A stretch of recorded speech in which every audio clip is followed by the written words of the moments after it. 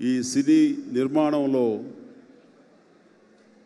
చాలా చక్కగా వారి వారి బాధ్యత నిర్వర్తిస్తుంటారు. ఒకరు కథని ఎన్నుకోవడంలోనూ, డైరెక్టర్కి కానివ్వండి, యూనిట్లో కావాల్సిన వాళ్ళందరికీ అన్ని రకాల సదుపాయాలు అందజేయడంలోనూ ఒకళ్ళు నిష్ణాతులైతే, మరొకరు కాస్టింగ్లోనూ, అలాగే టెక్నీషియన్స్ సెలక్షన్లోనూ, ఆర్గనైజ్ చేయడంలోనూ, నిర్వహణ బాధ్యతలు చాలా చక్కగా సమర్థవంతంగా నిర్వహిస్తూ వాళ్ళిద్దరి కాంబినేషన్ అన్నది ఫస్ట్ సక్సెస్గా నేను భావిస్తాను.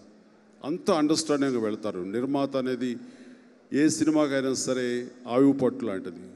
ఆ నిర్మాణ బాధ్యతలు చక్కగా నిర్వర్తిస్తూ సినిమాల తర్వాత సినిమాలను సక్సెస్ఫుల్గా తీస్తున్నటువంటి వారిద్దరికీ ఈ మిస్టర్ కూడా వాళ్ళు పెద్ద హిట్ చేస్తారు, ఈ యొక్క విజయం వాళ్ళు అందుకుంటారని ఆశాభావంతో వారికి ముందుగా నా శుభాభినందనలు తెలియజేస్తున్నాను. ఒక క్యామియో రోల్ నేను వేయటం జరిగింది, అది బ్రూస్లీలో.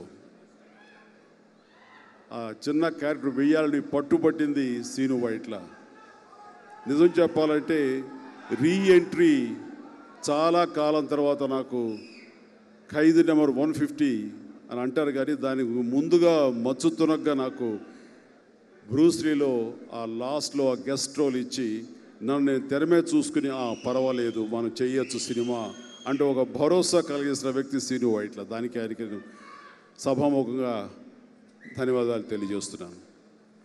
కాబట్టి ఈ సినిమా ద్వారా మళ్ళీ సీను వైట్ల తనేమిటో నిరూపించుకుని తన సత్తా ఏమిటో తెలియజేసుకుని సినిమా అవుతుంది.